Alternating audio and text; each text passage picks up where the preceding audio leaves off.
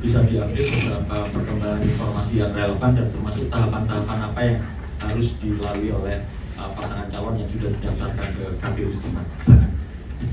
Terima kasih Mas. Yang saya hormati kepada Ketua KPU Indonesia Gus Haji M. Afifuddin, yang saya hormati pada anggota KPU Indonesia Mas Agus Melas yang tadi telah memberikan pengantar, dan Ketua juga tadi telah memberikan beberapa informasi penting secara umum. Rekan-rekan jurnalis yang saya hormati dan saya banggakan, secara umum benar sekali apa yang tadi telah disampaikan oleh Ketua kami bahwa proses pendaftaran pasangan calon baik tingkat provinsi maupun tingkat kabupaten kota berjalan lancar, dan kami sampai semalam itu mendapatkan satu informasi, ada satu pasangan calon yang melakukan gugatan ke Bawaslu, yaitu di Kabupaten Kendal, Jawa Tengah. Dari total 545 wilayah, dari total 545 wilayah, informasi yang kami peroleh itu baru satu kabupaten yang mengajukan gugatan ke Bawaslu. 540 wilayah ini 37 provinsi, 415 kabupaten kota, dan 93 kota. Selanjutnya pada kesempatan ini juga kami ingin menyampaikan informasi calon tunggal tingkat provinsi itu hanya di Papua Barat.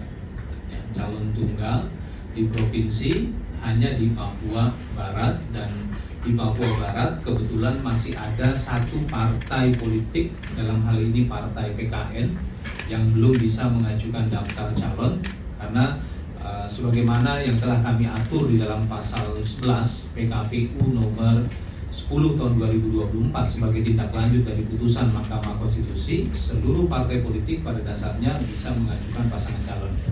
Dan selanjutnya berdasarkan pasal 135 PKPU nomor 10 tahun 2024, tidak hanya untuk kasus Papua Barat ya, tetapi juga kasus di 42 kabupaten kota dan 42 kabupaten dan 5 kota, atau totalnya 48 calon tunggal.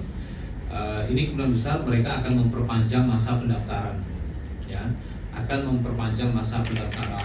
Perpanjangan masa pendaftaran ini terlebih dahulu dilakukan masa sosialisasi selama 3 hari, yaitu tanggal 30, 31, dan 31 Agustus dan 1 September. Mulai tanggal 2, 3, dan 4 selama 3 hari KPU provinsi dan KPU kabupaten kota yang dimana ada calon tunggal dan masih tersisa partai politik yang belum bisa mengajukan bakal pasangan calonnya, maka dipersilahkan untuk melakukan pendaftaran ya partai politik yang dimaksud sesuai dengan ketentuan di pasal 135 huruf A dan huruf B PKPU nomor 10 tahun 2024. Ya, itu informasi yang perlu kami sampaikan.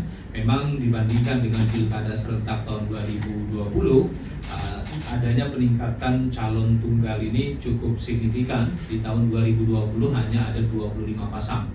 Itu tingkat kabupaten kota, sekarang menjadi 48 ya. Di 48 pasangan calon ya, di 48 wilayah seperti ini.